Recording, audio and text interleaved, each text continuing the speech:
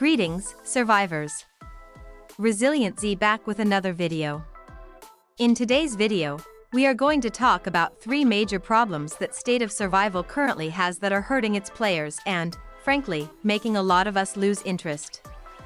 Before we start, everything in this video is my personal opinion, and I just wanted to make that clear. Without further ado, let's dive right in. Number 1. Matchmaking. Matchmaking in events like Reservoir Raid is far from ideal. We either get matches that are way too easy or way too difficult, and very rarely do we get balanced fights in between. Sometimes there is a massive difference in raid scores, and even when the raid scores look similar, there is often a huge gap in actual strength and performance. It is not just Reservoir Raid either. Matchmaking in other events like King of the Hill and State vs. State is far from ideal as well. Constantly getting unfair or unbalanced matches can make anyone lose interest over time. In my opinion, this is one of the biggest things that State of Survival needs to improve. The matchmaking algorithm should continue improving with every update to make sure team strength is calculated more fairly for competitive events. Number 2. Events.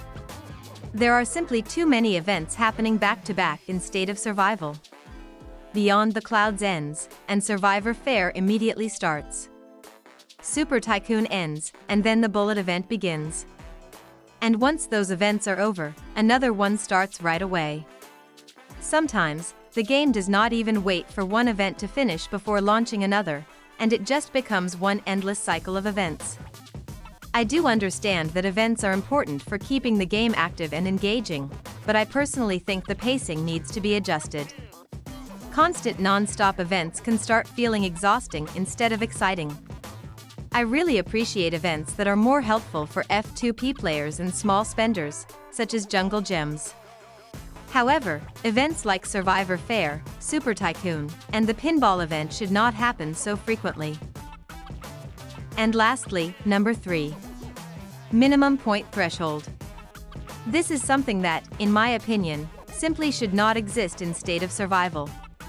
For example, if a new hero or a Tempest arm is offered as a reward for the top 10 ranks in an event, then naturally more than 10 players will compete for it, and the rankings will become highly competitive. That alone would probably meet the game's spending expectations.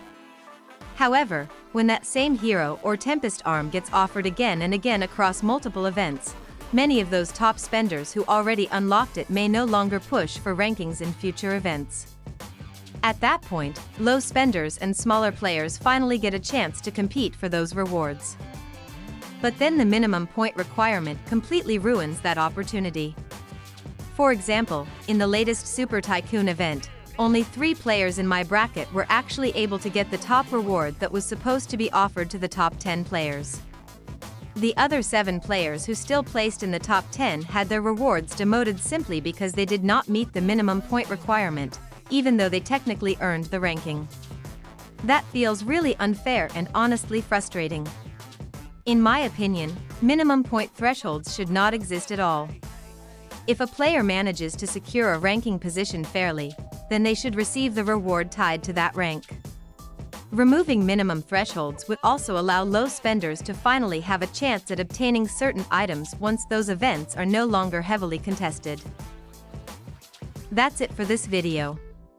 State of Survival obviously has more than just the 3 problems I mentioned, but I personally believe these are some of the biggest ones right now. What do you think about this? Let me know in the comments below. If you enjoy my content, please like the video, share it with your allies, and subscribe to the channel. Thanks for watching, and thank you for your continuous support.